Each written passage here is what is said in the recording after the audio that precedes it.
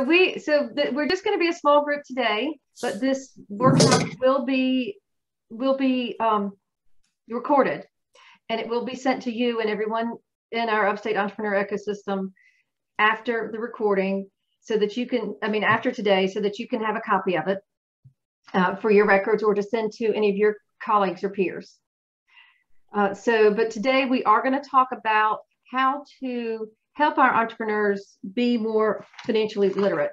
And this goes back to something we started last spring when Earl Gregorich, who's the Greenville area manager for the Small Business Development Center.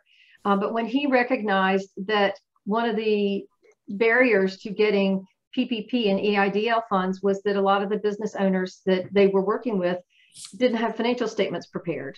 Tax season hadn't occurred, so a lot of folks did not have their financials ready. So we spent a good bit of time talking about how do we help our entrepreneurs be more financially literate. And we had a workshop back in June. I guess it was June or July. Sorry, things are happening very quickly around here, where we just kind of started to talk a little bit about, do we ask for financial statements and what are the barriers to getting those financial statements, but also what are the, what are the important reasons why we want to get financial statements. So we're taking it to the next step today, and Earl's going to cover a little bit of that previous information, but we're going to all get together and talk a lot about, well, if you ask your entrepreneur client for their financial statements and they say, well, I don't have them ready, or no, well, what do you do next? What is the next line of discussion? How do you continue moving that forward so that you can get past the initial hurdles and into, okay, I understand why, the entrepreneur saying, I understand why it's important, and you have a better understanding of where to start the conversation and where to take it so that you can build some financial literacy within your entrepreneur clients. So we have a really good crowd here today. And why don't we very quickly just go around and introduce ourselves, since we have some folks who I know haven't met each other. Y'all have met me, and Earl will do last for you, because since you will then launch us to the next. And I'm going to go around my screen. So Monique Priester, you are next. Hello, my name is Monique Priester, and I am with the Small Business Development Center, and I sit here in the Columbia area. So I am the new Minority Business Development Manager, and so I'm here to support small businesses throughout the state and overcoming some of the additional challenges that minorities may face, minority women and other groups. And so I'm really excited to be part of the team and to be joining you. And thank you, Earl, for your invitation and guidance over the last couple of weeks as I onboard. So look forward to future participation. Good. Well, Monique, welcome. We're glad to meet you. Scott Russell. Good afternoon. Different twist on the trend here. I am a former SBDC employee. I was in the Greenville area for 12 years. For the last a little over 3 years, I've been a small business lender, technically a micro business lender at Carolina Foothills Federal Credit Union. So I've been able to do, after years of saying, this is good. I feel like I see almost everything in small business except the ability to fund it. Now I get to work on the funding side, specifically for needs, micro business, very early stage emerging loans of $10, $15, $20,000, as well as other equipment vehicle related needs up to $50,000 or so. All right, very good, Scott. Thank you and welcome. Lakeisha Whittaker.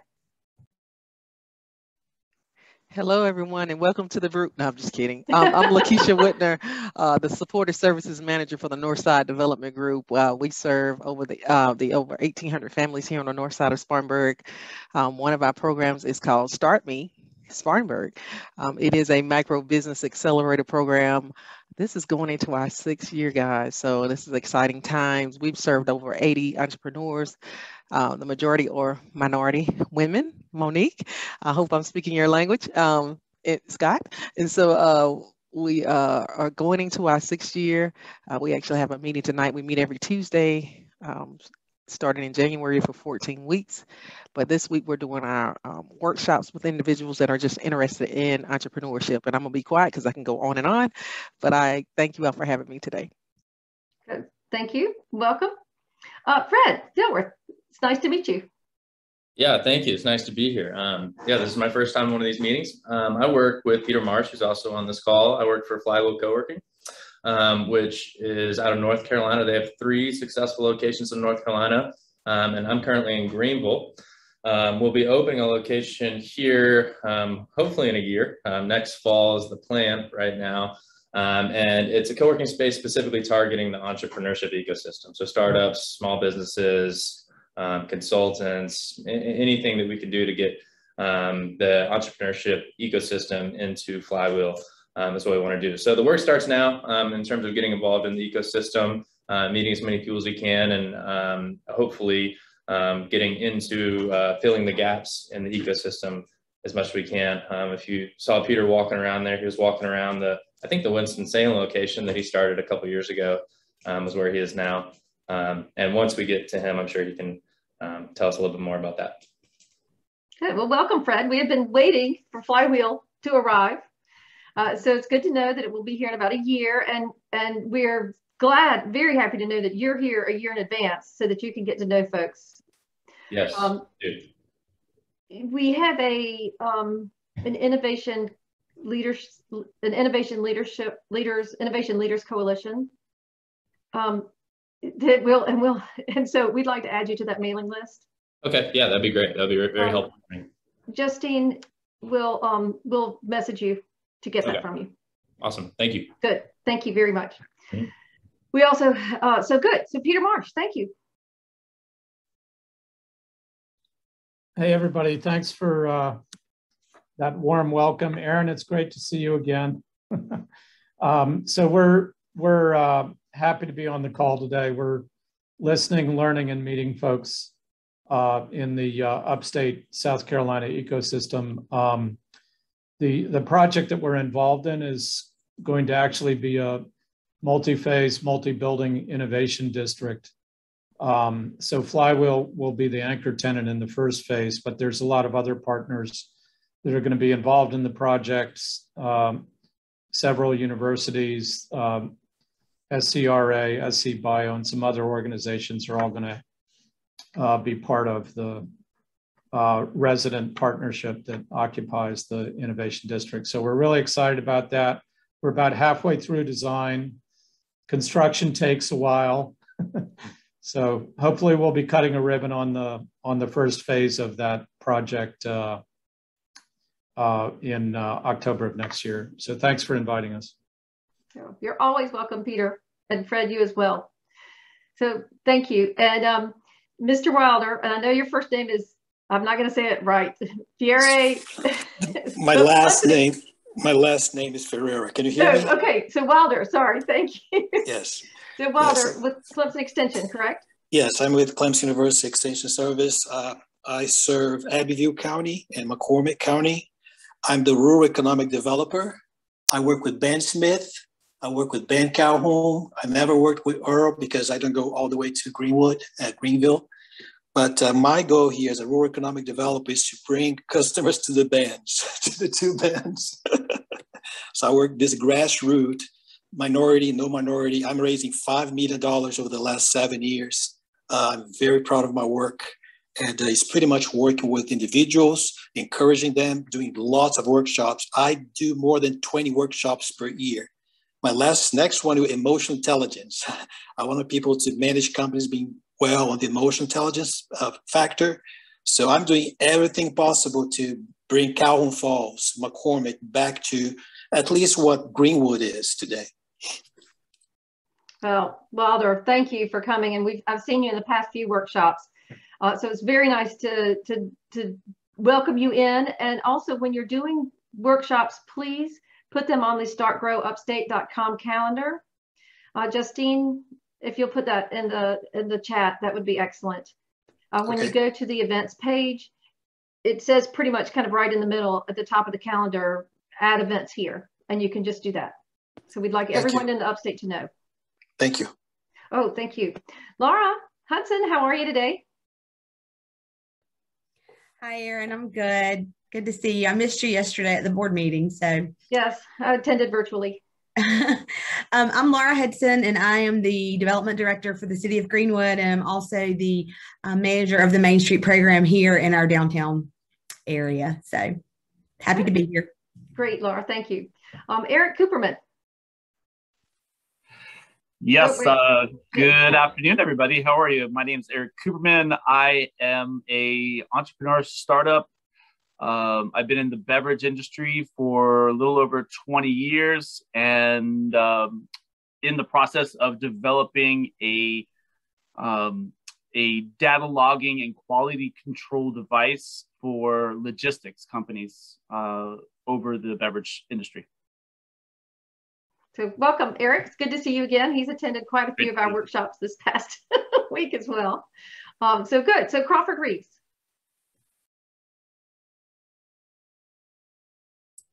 Good afternoon, Crawford Reeves. I work with AR funding, so we're an accounts receivable funding management company.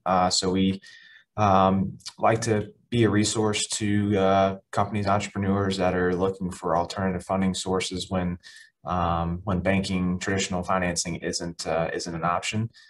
So we like to kind of be that resource to advise whether it's something that we can do or folks that we know to help businesses grow and be successful. All right, very good. Crawford, good to see you again. Good to see you. Sara Carter. Hi, greetings everyone. My name is Sara Carter. I am with Community Works Carolina Women's Business Center. So we are off of Antrim Drive in Greenville. We're also on a mission to help as many women as possible start, grow, or expand their business. So we have quite a bit of resources there, from taking it from a napkin over to a business plan, brainstorming through that business plan, and also access to capital. So quite a bit of things going on over here. So I'm just happy to be here sitting in just to see what I can learn so I can take it back and share with my woman-owned businesses and entrepreneurs. Okay, well, Sara, it's great to see you again, and thank you for joining us. Richard Hawkins.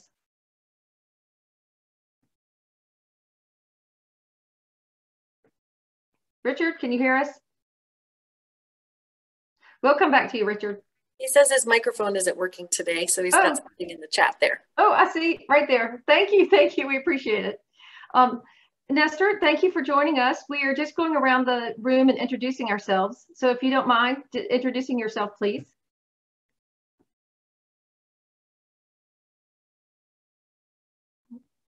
Okay, well then we will move on to Earl. So Earl, if you would please introduce yourself and then jump right in. Sure, thanks Erin, I appreciate it. Well, as Erin said, I'm the area manager here at the Greenville Small Business Development Center. We're housed here at University Center, just off Pleasantburg, in the old McAllister Square Mall. For those of us who've been around for a little while, I say us. I haven't been around for a while, but I do know where I am. So that's a really good location, great parking. We enjoy it here. So if you're looking for me, that's where you can find me. I've been with the SBDC for several years. I was working with the Ohio chapter of the SBDC prior to coming to the South Carolina network as well. So 15-ish plus years of SBDC experience, entrepreneur 3 times over. And if you looked at my resume, you'd swear I couldn't keep a job. So I've worked in retail, I've worked in government, I've worked for a family-owned business. So quite a wide range of experiences. But what I'm here to talk to you about today are the numbers. And frankly, looking at the folks we have on the call, some of you need to be on this side of the camera, it sounds like. But that's okay. This might actually be a sharing of best practices, maybe. We'll just call it that, because I'm sure each of you have ways of breaking the ice and keeping this conversation going that we're going to talk about today, which is how to get folks to talk about their financials and improve their financial literacy. So just a real quick overview of what the SBDC is, who we are, what we do. Basically, we are part of a nationwide organization. We have 63 different networks across the United States. We are funded primarily by the SBA. And our work basically centers around consulting, educating, and providing resources for small businesses. So if it's a challenge for a small business owner, we encourage them to call us first because there's no charge for our consultation services, and we're pretty well connected throughout the area. So if we could advance the slide, please. You see a map there of how the state's portioned off. We are in 4 different regions. We service the Upstate region, which is in the dark green there, and we have about 20 offices across the state of South Carolina. So not hard to find. Next slide. So let's talk a little bit about financial literacy. I think we all can agree that when we talk with our clients find numbers to be intimidating. I've heard many excuses over the years. I'm sure several of you could add some to my list on why a small business owner does not want to approach the numbers, does not want to discuss the numbers. In fact, they probably don't even want to put them on a piece of paper somewhere. They just want to avoid them. But the fact of the matter is there are many things in business. They got to know the numbers, and therefore we need to, as consultants, make sure that we are forcing them in some cases to address those issues. Some of the things we run into when we work with other consultants, because as I said, the SBDC is very connected throughout our areas with other resources, other agencies, is the fact that some of the consultants don't feel like what they're teaching or consulting with the clients about involves the numbers. But I think we all would agree that if you think about it, you'd be hard pressed to find any facet of running a business that doesn't have something to do with a number, the numbers, all of the numbers. So it's kind of a misnomer to think that, well, I'm just going to talk to them about building their website. That doesn't involve the numbers. No, that actually does involve the numbers. So that's one thing that we want to make sure everybody understands. That's not a true statement. Some of our consultants, some of us in the ecosystems will say, well, you know, I'm afraid I might lose that client if I push them for the numbers. They don't want to give them to me. They've told me, no, I don't have the numbers, or, oh, they're all up here. I don't need any explanation, right? So you don't push for those numbers, and for fear that the customer will, or the client will walk out the door and never come back to you. If that's the case, you know, then that client is probably not the right client in the first place. But it is important that you do push the client to talk about the numbers and get familiar with the financial aspects of running the business. Sometimes the consultant themselves not comfortable with the numbers, and that's great. If that's your situation, you're at the right place today, because we've got a whole room full of folks that do work with the numbers, and I'm going to show you some very basic non-confrontational ways to talk numbers with clients. And then some of my fellow consultants have actually told me, those of us who are getting paid to do this work, is, you know, I only look at the numbers, well, so I can see if they can pay my bill. If they can pay my bill, we're good. The rest I can press on with. Well, that may be good right now, but if you want that to be a long-term client, you might be interested in the deeper side of those numbers. So really encourage you to check them out. So the other thing I want to press on the group is financial literacy is more than just about your relationship directly with that one client. If we can improve financial literacy across the board with all of our clients, we are moving the needle in the right direction, right? So we'll end up with businesses that can actually move from being reactive in the way that they run their business to being proactive in the way they run their business. They're no longer in that wait and see mode. They're in that plan for the next step mode. And those are always better situations to be in. They're getting in a situation where they can make better decisions. They can improve from an operational standpoint. They can be better, faster, cheaper, those things that they need to do in order to have a sustainable and resilient business. They're also better positioned for opportunities that are going to come their way, some of which you may be leading them to. And we've all been in positions probably in our past where we can see that opportunity that a client is about to come upon, but we know they're not ready yet. And that's frustrating from a consulting standpoint, to know that you can connect the dots, but those numbers are kind of that hurdle that is preventing it. And then overall, you know, financially literate clients end up being more productive clients. And we're all better off as a community if our small businesses are more productive. So that's just kind of an intro into what we're going to talk about today and why it's important. We'll jump into the conversation next here. Good. Y'all, I've already told Earl that I'm going to jump in. Yep. And ask y'all questions, but also you notice I didn't say if you have questions, put them in the chat, because there's few enough of us here that we can just unmute ourselves, ask questions. Earl says that he doesn't mind being interrupted. But really, this, as Earl said, everybody here deals with clients, and we all have our little tricks. So please share them as well, because we have so much to learn from each other. Yes, by all means. So interrupt me at any time. I like to keep it conversational.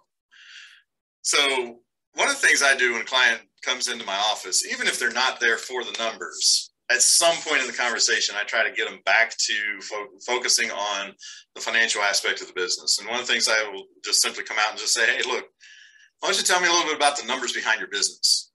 And some of them will jump right in, and others will look at you puzzled, like, well, what do you mean by numbers behind my business? Can you rephrase? And that then gives you a clue right there if they have a grasp on what the financial aspects of running the business are all about. So you can jump into some other questions like, are you profitable? If you're asking that question, basically what you're trying to do is you're trying to figure out if this customer even understands the basics of what is profit. How does that work? A lot of us have been in this line of work long enough to understand there actually are people running businesses right now that don't understand the concept of profit, be that net, gross profit. It doesn't matter if they don't get it.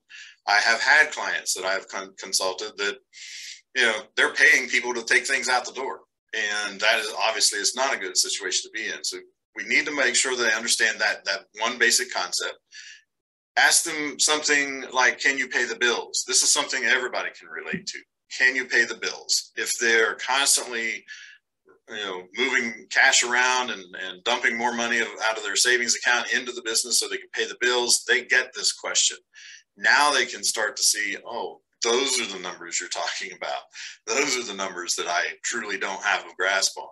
So by asking them that question, you can get an idea of whether they understand some of the cash flow aspects of running a business. If they don't understand cash flow, then they can't manage cash flow. They're being impacted by it. They may know it by some other term, but they may not have identified it to the point where they can actually address it, project it, which is where we ultimately want to go with it. And then the last one there, how long before cash runs out? That also being cash flow, but more so from, again, going to that proactive mode, not the reactive mode.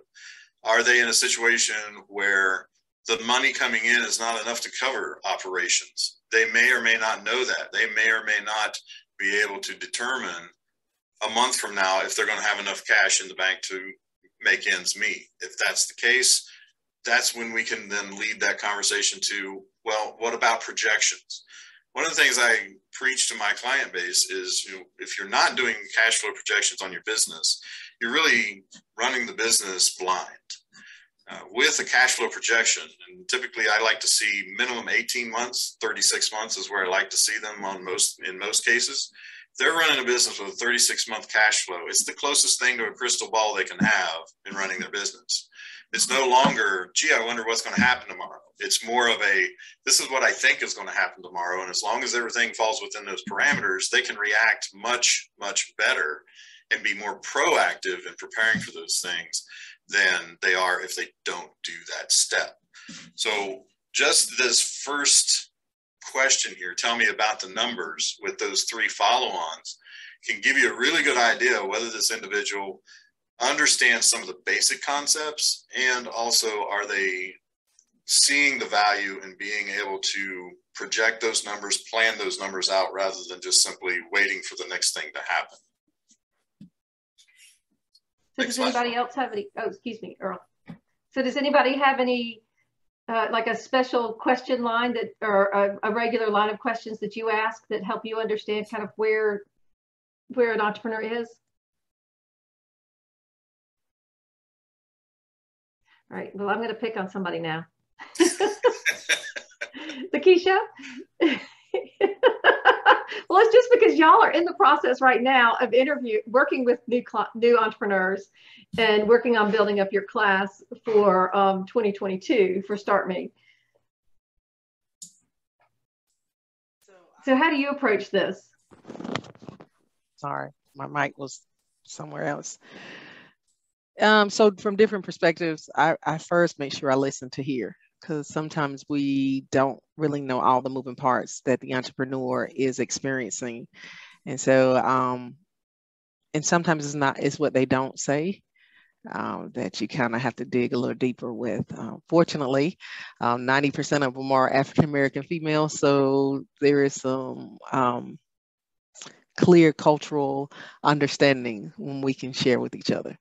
So holistically, I listen to hear first and then build from there, because we were taught what goes on in this house stays in this house.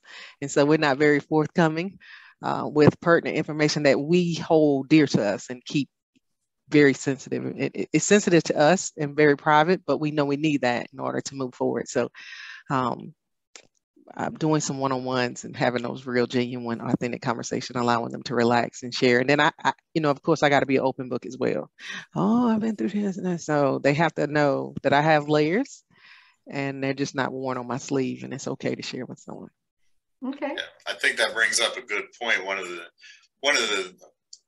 problems we run into a lot is people are like, hey, dude, that's none of your business, right? I know how much I had in sales last year, and you don't need to know that. So there is a trust factor. There is putting that customer's mind at ease that, you know, this is all confidential. And, you know, at the SBDC anyway, I can speak for our situation. It's kind of a double-edged sword. We do lay it out on a piece of paper and sign a document with the client saying that everything that you tell us is held confidential. But they also see SBDC and SBA, and they connect the dots, and that means federal government. And it's like, yeah, I'm not telling federal government anything about my business, right? So there is a certain amount of rapport that you have to develop with a client, you know, maybe sometimes over 2 or 3 appointments before you can really ask this question and expect them to take it seriously. Good. Crawford, since you are working with folks who tend to be a little bit further along the lines, and you have to have the financials since you are looking at lending, what kind of tricks do you have? We still looking for tricks, because one of our biggest issues is getting financials from the companies. But a lot of it just kind of depends on how urgent the need is. So we kind of feel that out initially, and then you know, we can't really do what we need to do unless we have the information that we need. So that's, we kind of go about it, you know, just try not to be pushy, but also understanding that you know, there's a need, and how quickly they need something done is, it's up to, kind of puts it in their court of when they want it. So that answers the question. Yes, good, thank you. Yeah, certainly those of you who have agreements with clients, or they're asking you for something, you have leverage, right? You don't bring me the financial information, you can't have the loan, you can't be funded, whatever. I know the folks at Flywheel, you probably have to review financials, I would imagine, with some of your tenants in order for them, like, I hate to call them tenants, they're not really tenants, but some of the folks that are participating in your program, you probably review financials on a regular basis. Otherwise, that's, you know, kind of a condition of them to stay, I would imagine. I know it has been in some of the other co-working spaces and incubators I've worked with. So that represents some leverage, does it not? Yeah, I mean, if we're going to enter into an advisory relationship, or if startups are in any of our formal programs, we you know, we do confidentiality agreements so that they're comfortable sharing all of their information with us. And if they don't share, they don't really advance in our programs. Right. So can I just add one other thing? So Earl, with African-American males, most of them have this entrepreneur spirit, which is hustle. They're not going to share. If they feel like you're really not going to help me, or you're just using my numbers for numbers, and that's the most polite way that I can say it, they're probably not going to share. And that's when I do have to bring another male that has gone through the program in to show proof that it does work, right? And it's not just us trying to get your data. We're not data driven here. I do have to bring in another gentleman showing that you can get that capital, but it does have to come from a peer. So yeah. Thank you. Yeah, one other thing I guess I'll add in there is sometimes you do have the case where a client might be too willing to share numbers, and they think they're going to impress you, all right? They're going to give you numbers that are going to blow you out of the seat, and that can be worse actually sometimes than them sharing nothing, because eventually, if they're sharing nothing, eventually you're going to get to the bottom of it. If they share something too high or something they've inflated, sometimes you might not catch that, and that can make for trouble down the road. All right. Well, I think we can move on to the next question. So hopefully we've got somebody in front of us who has some concept of the numbers. And one of the next things I like to get into with them is, you know, how do they actually track the numbers? So come right out and just say, hey, you know, how are you keeping track of money in, money out? What's the software or the process that you have in place that you're using to track these numbers? And you know, sometimes we'll have some clients come back and say, yeah, I use QuickBooks. And define use, right, is the next question typically to ask. You have QuickBooks, it's loaded on your laptop, and the bank stuff gets dumped in there, but that's it. Some folks are very much up to speed with their QuickBooks, but could not produce an income statement or tell you where their profit is to save their life. The numbers are in there, but they can't get them out. So we have to define some of the smaller words in these questions when we expand on these conversations with our clients. So when I talk about tracking the numbers, one of the things I do is I try to expand it out beyond just the dollars and cents of the business as well, because there are other numbers that are important, like inventory tracking and timekeeping and time tracking if you're an hourly consultant. You know, those numbers are important as well. They impact the bottom line. But frankly, if you don't track something like your inventory coming and going or the hours that you're putting in for a client, you'll never get to a positive bottom line. So we expand the conversation out into some of the operational areas. And sometimes it takes the pressure off of them having to think like an accountant, right? Because that's what they're all afraid of. They think, oh, I gotta know all these fancy terms and I gotta be able to read all these financial documents. When no, if I ask you, what is your most popular item that you sold last month? You should be able to answer that question. Well, how many of them did you sell? How much money did you make when you sold all of them? You know, how long does it take for you to get that product restocked? These are all numbers questions as well. And sometimes you can let them decompress a little bit by throwing a number at them that you know they probably know, or it can at least ballpark in some cases. And then you've got a toehold now that you can bring them back around and say, well, you know, that inventory thing that we were just talking about, imagine if you increase the price by 10 cents each. Let's look at what that would do for your profitability. Let's look what that would do for your overall sales. And now you can bring them back down to some of the financial aspects of the business from something that is quote unquote not financial, right? So that's one way we can go about that. Asking them if they have a bookkeeper or an accountant is a good practice. at the SBDC, I always recommend my clients within 6 months of opening the doors, have an accountant that can at least pick up the phone and call. Somebody that knows their name, knows their business.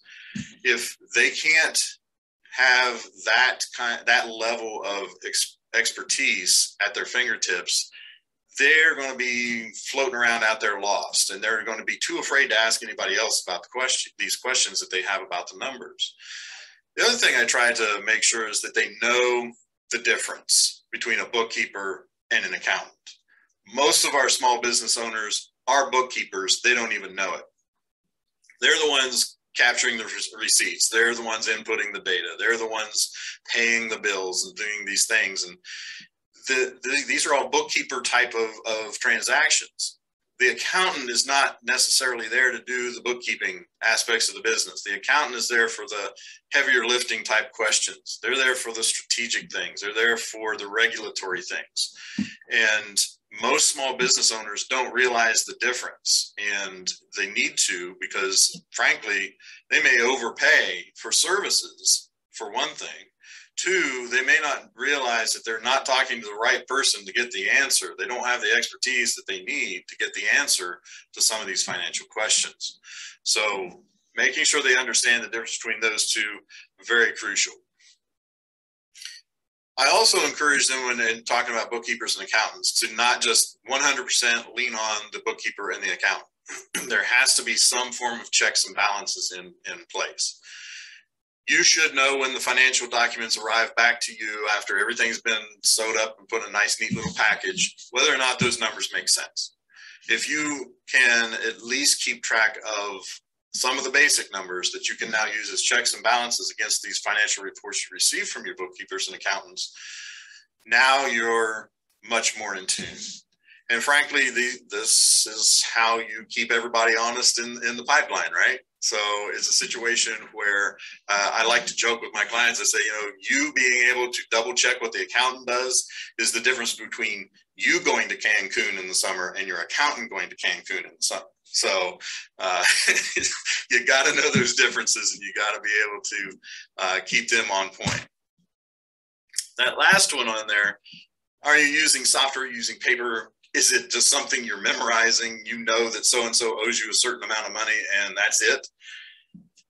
These are things that you have to get down to the bare bones with the clients and say, hey, look, you may be able to do this from memory now. You only have 3 or 4 clients, but eventually you're hoping to grow this business where you have 30 or 40 clients.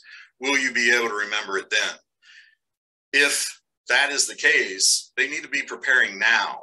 They need to be looking at what kind of data they should be gathering. What should they be pulling together so that they can move to these more, I don't want to say complex processes, but certainly more organized processes. So the situation that you have here, you're trying to guide them to a tool that is maybe not scary, not intimidating, but certainly much more efficient and much more scalable with the pace and the size that business hopes to become. So gauge their technology comfort before you start throwing them in the middle of QuickBooks Online. Gauge whether or not they trust the quote unquote systems that they're going to have to work with, and then guide them accordingly. That will help not only them, but you ultimately in working with them on the financials. Do we have questions or comments on any of those? I want to make one clarification. Earl does such a good job of referring to businesses as small business. Here in the Upstate, since we have a lot of new folks, we refer to small businesses, pretty much any business that any one of us would work with. This includes high impact or tech type businesses. When we say entrepreneur, we use kind of the universal definition of an entrepreneur: anyone who has started, is starting, is working in, or has launched and is growing or exited a business. So it's all, everybody has to have the numbers, even software as a service, they have to have numbers too.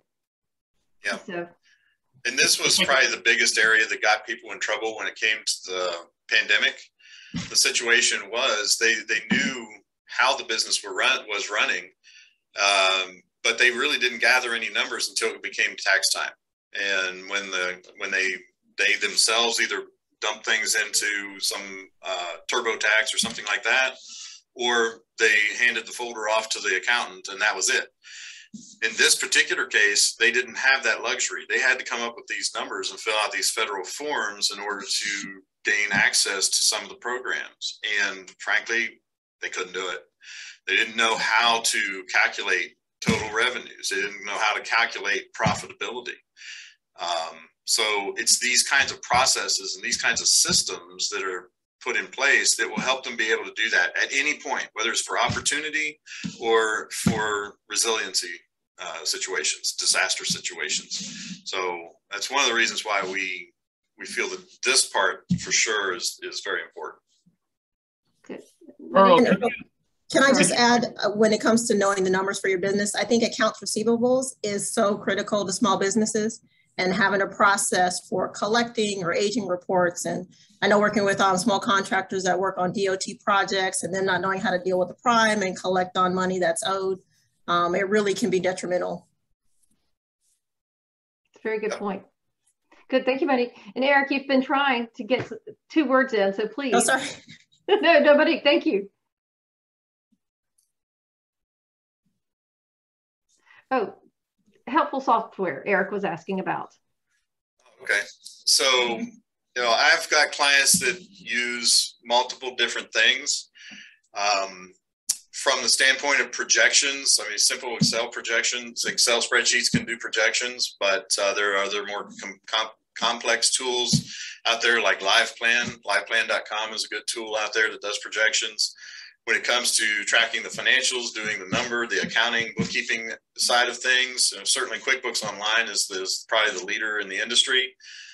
It's getting to be a little bit pricey these days, and it'll be interesting to see if they merge with MailChimp, which was just recently announced that they're trying to buy out MailChimp, where those prices may go. But there are some other online cloud-based services out there that you can use. I think that there's, if you want to email me after the fact, I can certainly give you a list of specific packages. But one thing I would say is check with your bookkeeper, your accountant, if you've gotten one. Make sure that you're on the same page as they are. Don't use a platform that they're not using that's going to cause additional time and money, in your case, to have things translated. And make sure it's something that has a good support network. You don't want to get some obscure software package that is not compatible with other systems. You don't want to have something that you can't go find a how-to video on or a frequently asked questions database on or something like that. And I will say that that cross-platform compatibility is a huge factor. Whether you're running a point-of-sale system, you're running an inventory tracking system, a production system, if none of those will talk to your back office accounting, you're creating issues and increasing what we call the hassle factor. And when that happens, that means you're probably just not going to do it. And that's never a good situation. So make sure the compatibility cross platforms is there when you're choosing some of these software packages. Great, thank you, Earl, and thank you, Eric, for the question. Peter, looks like you have your hand up. Yeah, I was going to ask, this is kind of I guess, to the entire audience on the call. So I like, you're calling out the distinction between a bookkeeper and an accountant, but there's also a distinction between an accountant and a CFO, right? Which, I don't know about you guys, but my accountant will never tell me what I ought to do. Nor will they let you do what you want to do. Right. So how do you guide startups in that regard in terms of, things like scrubbing a balance sheet or, talking about different options in terms of financing a business, and that, that's what CFOs are trying to do. Do you have fractional CFOs in the market, or do you have consultants that kind of provide that on a on-demand basis? Are you asking the group, or are you asking what the SBDC does? Well, I'll start with you, Earl, and then maybe expand it to the group. So that's a good question, and you're exactly right. CFOs are kind of a different animal from bookkeepers and accountants as well. But most of the what we'll say micro businesses, they'll never see a CFO, right? They rarely have identified a transaction that needs that. But most of the time, most of the businesses that we work with, they are either not to the stage of needing them, or they have hired a third-party CFO for hire to work with the smaller businesses. And then the ones that get to be a little bit larger, they'll bring them in-house and hire a full-time CFO. But there are great third-party resources out there for CFO services. I won't say that I'm a 100% fan of that model, because you have to have a complete and total understanding of a business top to bottom in order to make wise consults as a CFO. And that's not going to happen until you've worked with them for quite a long time. So I guess I say that just to say, if you're going to hire a third-party CFO for hire, contracted type of a situation, please don't hit them up with a huge question right from the start. Let's get them to know the company a little bit before we really press them hard. We do have, Peter, we do have, I believe, one firm that does fractional CFOs, but a lot of the companies in Greenville at Next will go to CXO, I think that's the name, in Atlanta, often referred to by Morris, Manning, and Martin. Yeah, I guess, Earl, you do some basic advice, right, on, just basic concepts about managing your balance sheet and thinking about how interest and, your P&L never shows all of your financing, burden and that type of thing. So that's, I guess you do some basic consulting around that, Earl? We do. A lot of what we do is to try and organize the information and get the client to the point of understanding well enough that they can now talk to an accountant, a bookkeeper, a CFO type. Yeah. Because there's no point in them paying a lot of money for somebody to sit and just simply get the numbers in order when we can help them do that. And Erin, interestingly, the resource you mentioned out of Atlanta is used by a lot of North Carolina companies as well. Oh, okay. Well, that's good to know. Yeah, CXO is pretty popular. Well, that just goes to point out that we don't have much locally for that. There's an opportunity. Let's see, Earl, we have 9 minutes left. Yep, I think we only have one question left too. Oh, okay, all right. Well, well, then I'm going to call on Scott. Okay. Since you're dealing with financing and balance sheets, where are you with your clients on kind of the financing side of it? Now I know you're dealing mostly with micro enterprise as well. Yeah.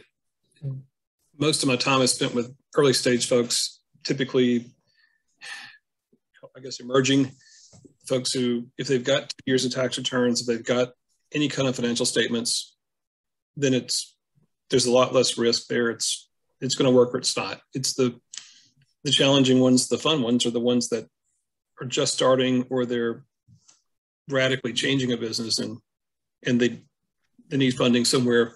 So you really don't have the historical benchmark. So it's a combination of projections, common sense, and whatever historical data we can put together.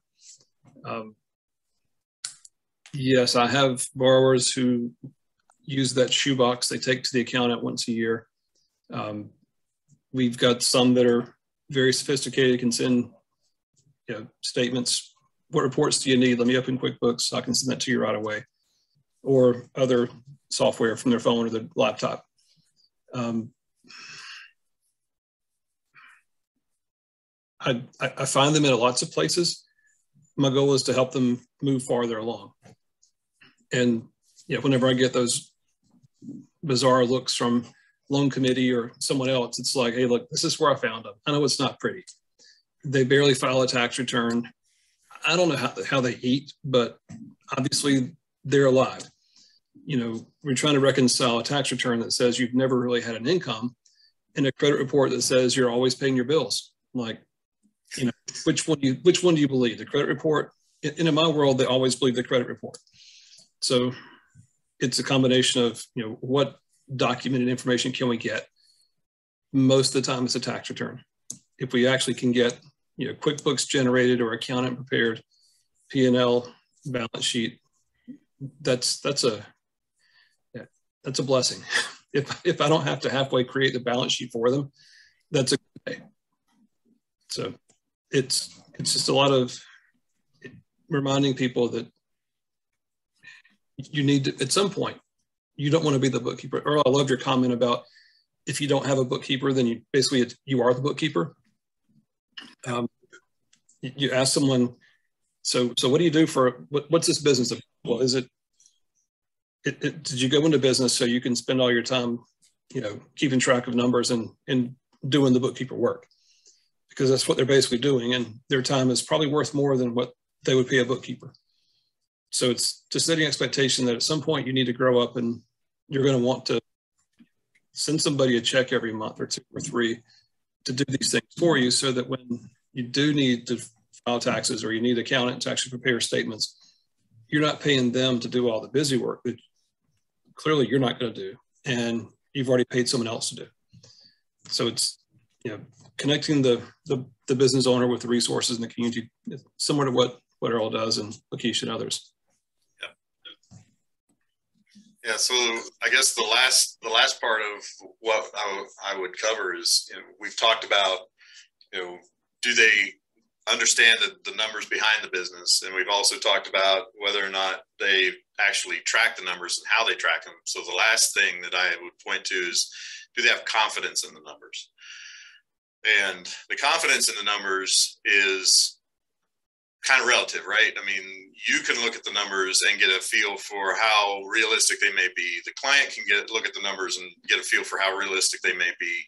And sometimes they're not the same evaluation. So when you are approaching this situation, you want to kind of be careful that you're not coming across as accusatory that, wow, you just do a lousy job of tracking your numbers. But you do want to get across the fact that, you know, maybe the way you're doing this might not quite be right. Are you getting your numbers in a timely manner? I mentioned earlier that I worked for a family-owned business. I used to not get numbers for my department of the business that I was responsible for. I used to not get numbers for like 6 months out. I was looking at 6 months historical data, and that was frustrating to say the least, right? So getting timely data is extremely important to be confident in your data. Are the numbers accurate? You know, that age-old garbage in, garbage out, right? If you're not capturing the right data, if you're capturing the wrong data, their numbers are worthless. And in fact, you could make decisions on those numbers and put yourself in a worse position. So it's important that they have accurate numbers as well. And then the last one there, understanding what the numbers are saying, that's really where us as consultants come in. You know, it's one thing for them to say, yeah, I'm 5% profitable. Well, great. What's that mean? Or how do we change that? What above that line in the financials needs to change to improve that 5% to, let's say, an 8%? Is 8% realistic? That's where we get into benchmarking a business and asking them, okay, this is how you're performing. Let's see how you perform against everybody else in the industry. Does this make sense? Yeah, you might be a unicorn. Probably not, but let's look at some benchmarks, see what makes sense, see if the goals you've set are sensible, and then see if we can make a plan to get from where we are now to where we need to be. If we can move to the next slide there. That's where we would leave it with a client with regards to the conversation. At that point, we know where they are, they know where they are. We've established the fact that we understand that they either know or they don't know the numbers behind their business. But we want to make sure that they understand that they come back to us. This is a safe haven. Again, the confidentiality aspect of it, we're not blaming them for the numbers being wrong per se. We're not shaming them into the fact that they're not an accountant, they're not a good bookkeeper. We just want them to understand this is important, and we're here to help them with that. Setting the goals and the expectations, like I said, very important, because you can't move the needle if you don't know where the needle is. And most business owners will get that aspect. They know how to set a goal. They may not know if it's a realistic goal, but they know how to set one. Benchmarking that business, the SBDC has many tools. We can pull up and tell you what the averages are that a business should be paying for rent or labor or whatever. We can run all the ratios that the banks run on their numbers to tell them whether they're healthy or not, or they're lendable, fundable or not.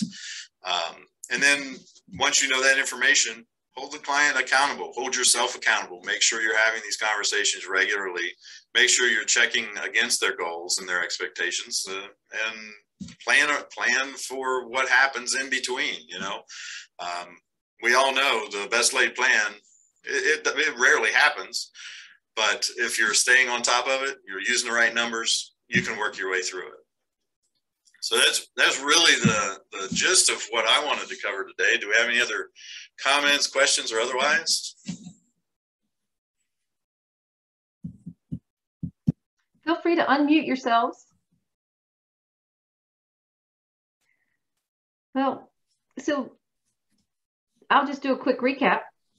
So we were trying to figure out once you ask an entrepreneur if they have their financial statements and they give you this blank look, or they start looking around and, you know, not looking at you, what do you do next? So starting to build trust, listening, asking smaller questions about more specific pieces of the business that they do, things that they probably are a little more tangible. As Earl said, the inventory, you know, that's something that they can see. And then also using those questions to kind of test knowledge about other areas so that you don't misstep and then maybe blame or shame someone in the future, which then starts to break that kind of tenable trust that you're trying to build with the founder. Anybody else with any kind of good takeaways, anything that you think that we're missing? I just wanted to mention the handout that was with the recap. Yeah. Earl, you want to talk about your handout? Basically, I have included, I've sent it to Justine. I assume you're going to send it out with the emails there. It basically just gives you an outline of this line of questioning so that you can use it if you see fit in your next interview with a client.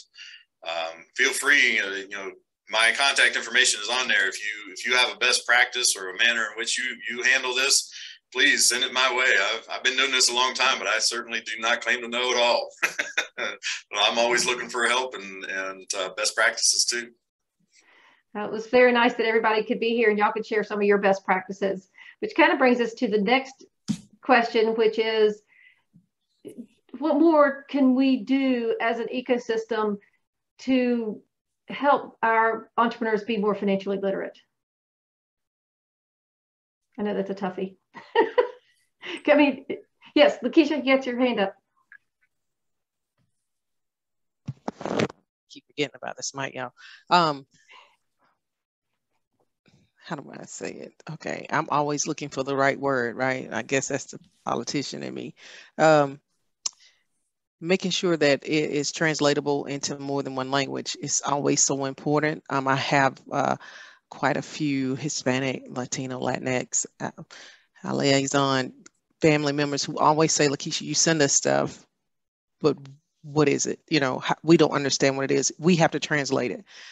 Just making sure that we're aware of the cultural differences in their languages and the language barriers that they face, and making sure if I send someone to the SBDC that there's someone there that they can actually speak with. So that's it. Thank you. Okay. Thank you. Good.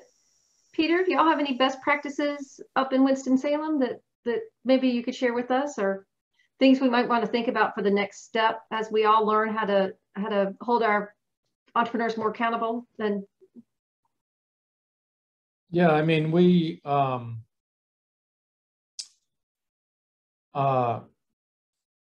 with the scalable startups that we deal with, you know, early stage and growth stage, we talk to them quite a bit about the responsibility of accurate financial reporting, particularly if you're going to enter the private equity capital stack. You know, if you misreport your financials, there's serious consequences.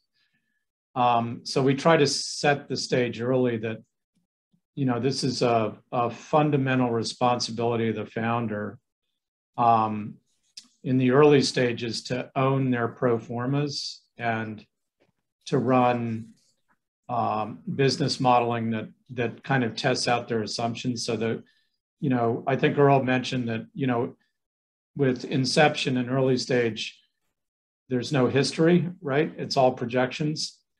But the projection should include, you know, the basic, really fundamental core assumptions that the founder is operating off of, so that you can stress test those assumptions and, you know, ask the what if questions and things of that nature. And a lot of times, you know, that is daunting when they first, you know, see a true cash flow statement. It's got like, gosh, I got to create one of these.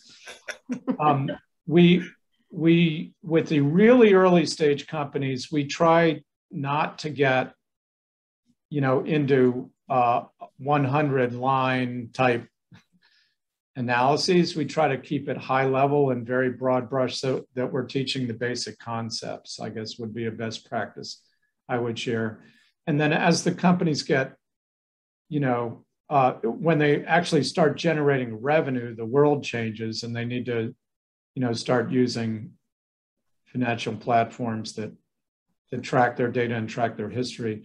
And as I said, when they start taking outside investment for growth, if it's a scalable type enterprise that is going to do that, they enter a whole new world of responsibilities. And we really drill down on those companies and make sure that they understand the importance of the financial data and the reporting that they're going to be making to their investors. So I think you hit on all of it. We do a lot of referrals to our small business centers and our, we have an organization, I guess it's equivalent to SBDC. It's in North Carolina, it's the SBTDC. Right. They threw technology in there. Yep. And we refer a lot of the very early stage companies to those resources, you know, because they have folks like you, Earl, that are very well equipped to, you know, to take that ball and run with it. So you know, we don't do a lot of what I would call financial counseling specifically. We try to set our companies up for success, and in the case of scalable companies, for the private equity stack, which has its own, you know, due diligence requirements and things of that nature. So we spend a lot of time on that kind of stuff, but the actual financial literacy and basic financial training, we pull in our ecosystem partners to do the majority of that. Okay, very good. Very good. Well, speaking of pulling in ecosystem partners, I'm going to share the Start Grow Upstate events calendar. For those of you who are not aware, we have a resource navigator for the 10 counties, which is startgrowupstate.com. And under events is the events calendar, which has a variety of these workshops, training programs that are available for all types of ventures across the upstate. Not just small businesses or Main Street business, but all, like I said, all types, one of which, for example, building software MVPs, along with, well, we've got the Start Me's got something coming up on tomorrow, and Start Small Business, Defining Your Vision. We we have been, I know that Start Me launched a QuickBooks program, what, last year? I mean, no, in August, is that correct? Yes, ma'am. Okay, yeah, see, so if you're looking for just kind of basic skills development, highly likely that someone around here at some time is going to be offering it within the next 2 months. The SBDC and SCORE do a huge number of programs. We are so lucky in the Upstate that they do these great programs. Start Me does programs and very regularly, and so does the Women's Business Center. So we have much to choose from. So I'm going to stop share. And I want to thank everybody for coming today. We have, and I have to talk about the future. So we have our next meeting in December. Is that right? I guess. Are we meeting? Oh, sorry. I have so many things going on. I can't even remember. We're going to Greer. Pardon me? Going to Greer. Oh yeah, we're going to Greer. Oh, I forgot because we switched. All right, we are going to Greer, to the platform at Greer, to visit with Reno Deaton, who has incorporated entrepreneurship into their economic development strategy. And they have created a multi-pronged program to address entrepreneurs at all different points. And when I say that, I mean like from an accelerator to peer networking, to mentoring, as well as their form of 1 million cups, which is Ignite Greer, which is similar to the Brew, which is what the rest of us are doing around the Upstate. We also have an ongoing series that is directed towards entrepreneurs, being with the partner of the Greenville SBDC, SCORE, and the Women's Business Center, as well as the UEE, where we are talking about hard conversations. Earl just finished the first one on Thursday. And Earl, what was that one about? Sorry. That one was about how to talk to lenders and funding entities. Scott was on the panel. We had Venture South on the panel, County Bank, and Richard Connolly was on. Connolly Bradley, yeah. Connolly from EDC. Yes, yeah. So that one, and then next Thursday a week, we have SCORE presenting one on hard conversations with your customers. Well, selling to your customers. And then the third one, which is in another 2 weeks, is from the Women's Business Center. And that's how to have those kind of weird conversations about your business when you're networking. You know, people say, oh, what do you do? And what does your business do? And you don't just give the elevator pitch of, you know, sometimes you have to just adjust that conversation. And then on October 21st, I'll be heading one of those, the last workshop on talking about problems and how do you have those conversations with your spouses and your partners, your business partners, and with your employees to make sure that you are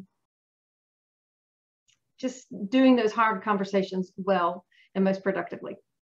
So we have that coming along. And then Global Entrepreneurship Week is November 8th through the 14th. And I'm probably not going to get that right since I can't even remember last Thursday with Earl's conversation. So we're still working on events for that. So if anybody has anything going on, Laura, I think y'all were talking about doing some stuff. And I think we're going to have well, I'm not going to talk about that because it's not certain. So we have a few things still on the docket. And I want to make sure that our docket does include thanking our sponsors. We have Ogletree Deacons and Trejo Corporations, which they specifically sponsor these UEE workshops. And then South Carolina Research Authority and Hunter Freeman with Burr Foreman. They are an overall sponsor, but they are more of our sponsors for our Start Grow website. So thanks to everybody who came today. And Earl, thank you especially. This has been 2 and 5 days. Happy to do it. New folks too. See you later. All right, yep, y'all have a good day. Thanks, everyone.